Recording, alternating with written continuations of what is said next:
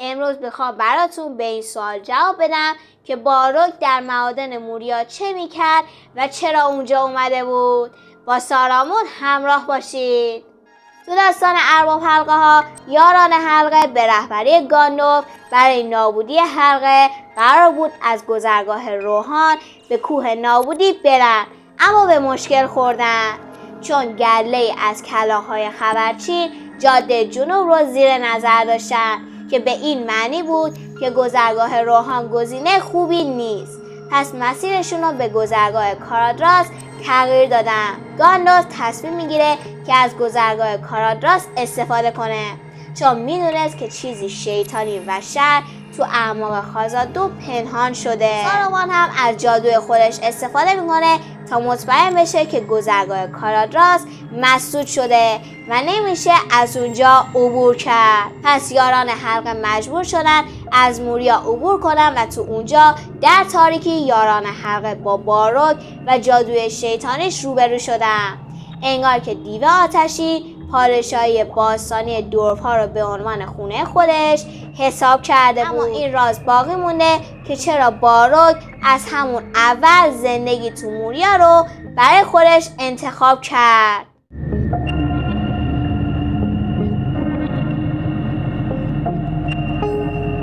باروک‌ها که قبل از طلوع زمان خلق شده بودن، ارواح مایاری بودن که خودشونو متعهد به کارهای شیطانی مورگوت، اولین ارباب تاریکی، کردن. به جز سارون، باروک‌ها قدرتمندترین خدمتگزاران مورگوت بودن. اونا حتی اولین ارباب تاریکی رو از اونگولیانت نجات دادن. با این حال قدرت اونا برای حفظ کنترل بر سرزمین میانه کافی نبود. وقتی که اارندیل از والارها درخواست کرد تا درگیر ماجرا بشن، والارها هم تصمیم گرفتن که به مورگوت حمله کنن که جنگ خشم آغاز شد. تو این نبرد بزرگ مورگوت همه خدمتکاران خودشو تو نبرد به کار گرفت، اما کافی نبود. ارباب تاریکی و پیروانش کاملا شکست خوردن. با این حال والار تو باقی مونده های لشکر مورگوت کمکاری کردن. اونا مورگوت رو در خلأ بی زمان زندانی کردن، اما همه یاراشو زندانی نکردن یا از بین نبردن. سارون همراه با تعداد زیادی اورک و حداقل یه باروک فرار کرد. همه اون فراری ها احتمالاً میخواستن دوباره علیه جبهه حق اقداماتی انجام بدن، اما ابتدا برنامه‌شون این بود که برای مدتی مخفی بمونن. این دقیقا همون کاریه که باروک هنگام ورود به موریا انجام داد.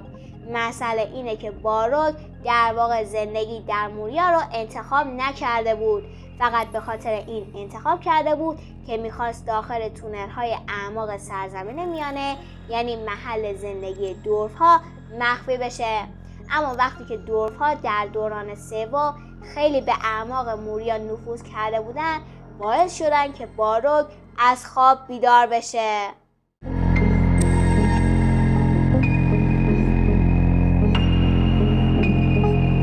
حالا اینجا سوال پیش میاد که اول دورف‌ها اونجا بودن یا باروک؟ اواسط عصر سوم بود که دورف‌ها باروک رو از خواب بیدار کردن، اما اوضاع پیچیده تر از این قضیه بود. باروک هزاران سال تو زیر موریا زندگی میکرد قبل از اینکه مزاحمش بشن. اینجاست که یه فرضیه اشتباه به وجود میاد. بعضیا به اشتباه معتقدن که باروک قبل از دورف‌ها تو موریا زندگی میکرد، هرچند که این قضیه به سادگی که فکر میکنید نیست. موریا در واقع یکی از قلمروهای دورف‌ها بود که تأسیس شد. دورین بیمرگ که میخوام به زودی براتون یه ویدیو معرفی ازش بسازم، قدیمی ترین جد از 7 اجداد دورف‌ها بود.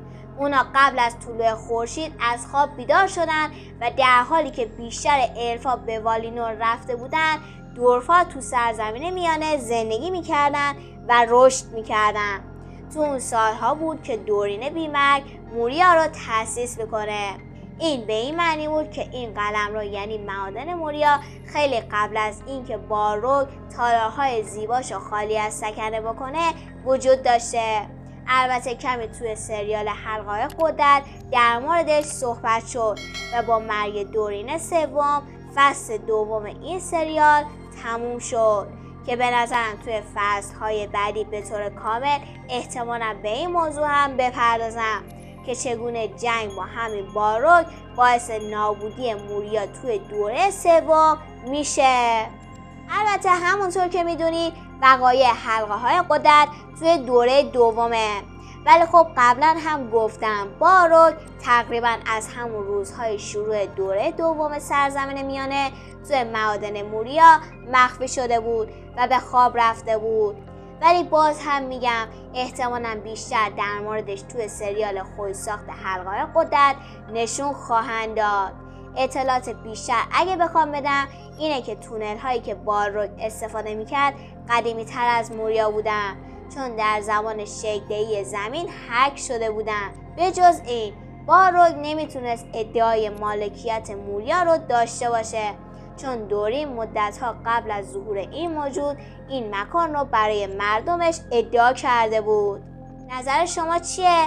اگه دورف‌ها عمیق‌تر زمین رو نمی‌کندن پادشاهی موریا همچنان وجود داشت؟ نظراتتون رو حتما برام کامنت کنید. دوستتون دارم. خدافظ.